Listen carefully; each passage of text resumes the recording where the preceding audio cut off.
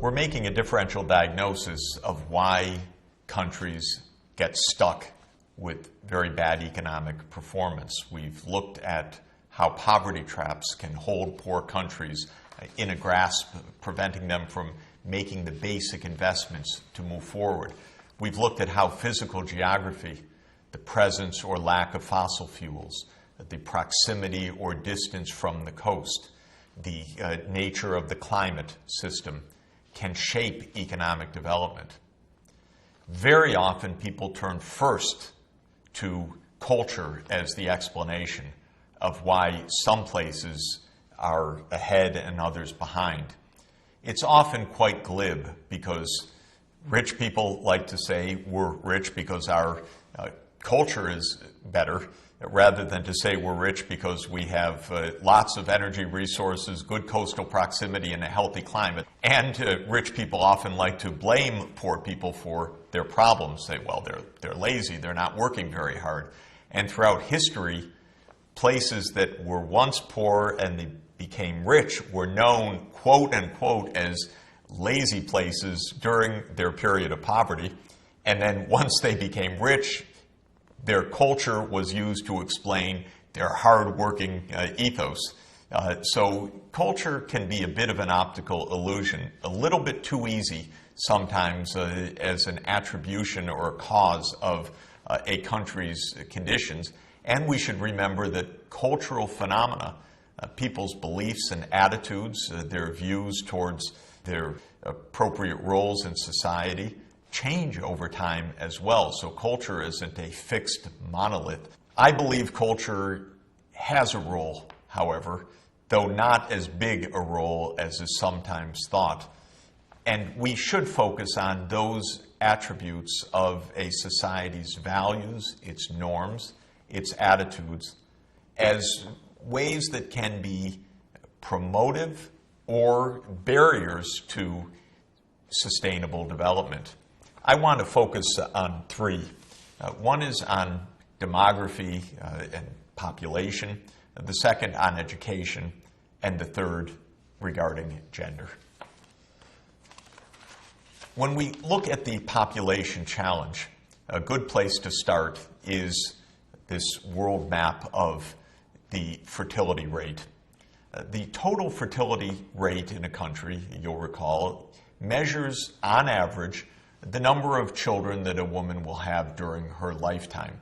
It looks at the age-specific fertility rates for women in a society and then says if women aged 20 to 25 on average have this many children, women aged 25 to 30 have this many children, and so forth, then on average over the course of a woman's lifetime and her reproductive years, an average woman in this society would have this number of children. What the world map shows is the tremendous variation in our world today in the total fertility rate. In many parts of the world, especially the high-income world today, fertility rates are below 2. That means that each woman, on average, is having fewer than 2 children. It means, since half the children are boys and half the children are girls, on average, each woman is having less than 1 daughter, or if you say 10 women in total would be having fewer than 10 daughters. You can see that when fertility rates are below 2, so that on average each mother is not replacing herself in the next generation with a daughter, statistically speaking, that the population would tend to be stable or declining. When the total fertility rate is above 2, then the population would tend over the longer term to increase. So if in the high-income world on this map we see total fertility rates below 2, we also see in some of the world's poorest countries, and notably in Africa and in parts of South Asia, total fertility rates above 4. And in many rural areas in low-income tropical Africa, we have total fertility rates above 6.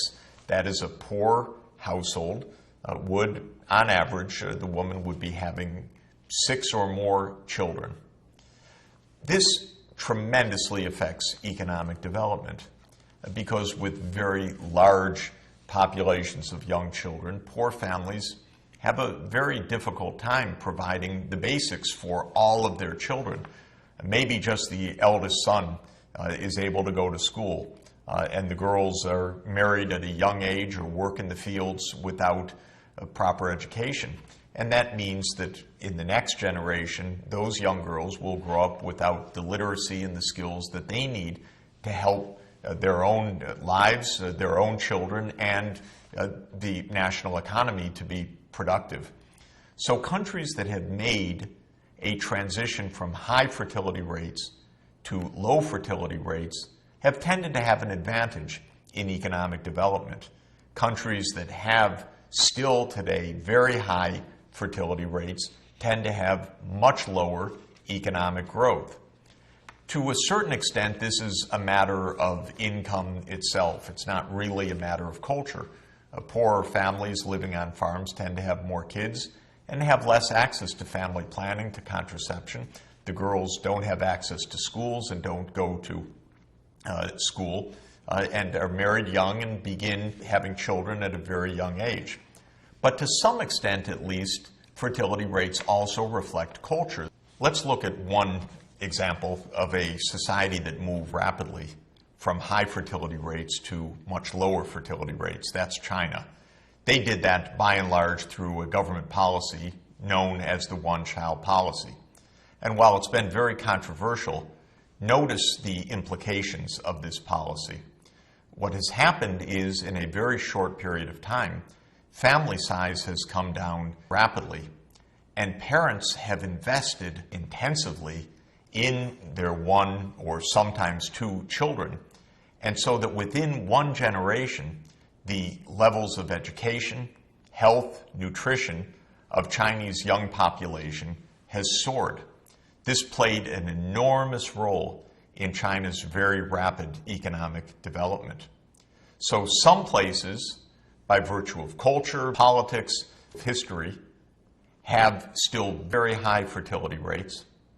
Other places have made a rapid transition to lower fertility rates, and the record shows very clearly that those countries experience faster economic growth, better health for the children, and higher educational attainments. Over time, this fertility rate shapes the population dynamics, whether the population is rising or declining in overall size, and the age distribution of the population shown here by the age population pyramid, so-called. What these pyramids show are the numbers of boys and girls, or men and women at various ages, showing the age structure of the population.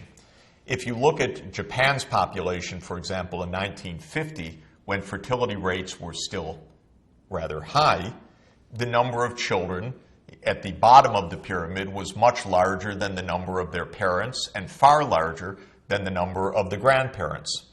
By 2005, the shape of that pyramid had changed considerably. Japan had reduced its fertility rates, partly as a result of culture, partly as a result of economic development, partly as a result of public policy. And so now the number of children were actually fewer than the number of parents because the fertility rate had come down below 2. And the whole age structure, therefore, wasn't a broad pyramid with a big, big base of young children, but was now much more similar in numbers of population at all ages. By the middle of this century, because of the continuing low fertility rate, the population age structure will be an inverted pyramid. Few children, many more older people. And that's how the transition occurs when fertility rates come down. Most of today's very poor countries have that big base pyramid, huge numbers of very young children to be supported. How are they going to be educated? How are they going to get the health care and the nutrition that they need? Only if today's high fertility countries are able, through matters of public policy, cultural attitudes, and so forth to help reduce those fertility rates. And the best way is through the voluntary choices of households who decide to reduce the number of children so that they can invest more per child and help raise healthy and better educated children. Unless that happens, then the problems of the large numbers of children outnumbering their parents will continue to make very difficult the economic development of the poor countries. Another cultural phenomenon involves attitudes towards education. Some poor societies, even in a state of great poverty, by tradition, by culture, focused a huge amount of effort and attention on literacy. Korea is one such country. Korea, even when it was impoverished in the middle of the last century, had a very high literacy rate. And there was always great attention in Korea's modern history to broad-based literacy. Well, that's a cultural attitude as well as a government policy, and it's done very well for Korea since the middle of the century and the terrible Korean War that took place and devastated so much of Korea. In South Korea, we've seen some of the most successful economic development ever attained, some of the fastest economic growth, and with a rather widespread prosperity. A huge part of that has been facilitated by this continuing commitment to broad-based, high-quality education. And indeed, this shows up in international test scores. What you're looking at here are the rankings on international testing in science and math. Where's Korea? Right at the top. It's not the richest country in the world, but it is right at the top ranks, number one or number two, definitely in almost every test and category within the top few countries in educational performance. This reflects not only public investments in education, but it reflects parental support for their children, urging their children to excellence. It reflects a culture that has long strongly valued education and thereby made it possible for Korea to become a world leader in technology and one of the fastest growing countries in the world. A third cultural attitude that deeply influences patterns of economic development are the attitudes towards women. Do women have rights? Are women participating in the labor force? Do women face massive discrimination? So gender equality or inequality also has political aspects, but culture plays a significant role.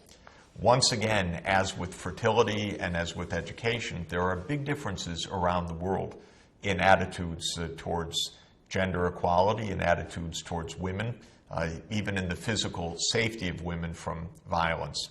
One can see the many, many ways that this influences economic development. There's probably not a society in the world where women still do not face at least some discrimination. It took tremendous political effort, social mobilization, and a lot of courage of women to break through this discrimination, even in places today that we view as close to gender equality, if not fully there. But there are many parts of the world, of course, where women still face profound, profound barriers to their economic participation, to their political participation, to their role in society. What are the consequences of that? A society that tries to run on half its brain power, on half its human capabilities, blocking the role of women in problem solving, in economic leadership, in a political role. A country that's running only on half its human resources is bound to fall behind countries that are empowering all of their citizens, women and girls as well as men and boys. Countries where young girls may have 1 or 2 years of schooling, but then because of lack of interest, lack of budget, lack of family attention and effort, are forced to drop out of school, marry young, start having children young, do not have the productivity to participate in a modern economy, face a tremendous amount of poverty and suffering themselves, and by dint of that are likely to be raising children in poverty as well. Now, this is an area where there have been huge changes, fortunately, in the right direction over the last 30 years, but by no means uniform. Look at this wonderful picture of the Rwandan parliament. It may surprise you to know that Rwanda's parliament is not only more than half women, but has the highest proportion of women in its parliament in comparison with the rest of the world. And women's participation in politics has soared in Rwanda, and it is rising in other parts of the world, though still with huge inequalities and still a tendency towards men dominating political power. In Rwanda, you can see the wonderful benefits of this turn towards women's empowerment. Rwanda has made astounding progress in reducing child mortality. It's making big progress in improving education. Social conditions have improved dramatically. And while there are many factors that are contributing to Rwanda escaping the poverty trap, the role of women in the parliament, in my opinion, has played a significant role. Not only are these women powerful role models for young girls in Rwanda, and I think Rwanda's success in light of this experience is a very powerful message for countries that are still lagging behind. Don't try to develop with only half of your citizenry. Take the lesson that a country that is mobilizing all of its citizens, its girls and women as well as its boys and men, is a country that's going to have more success in the 21st century.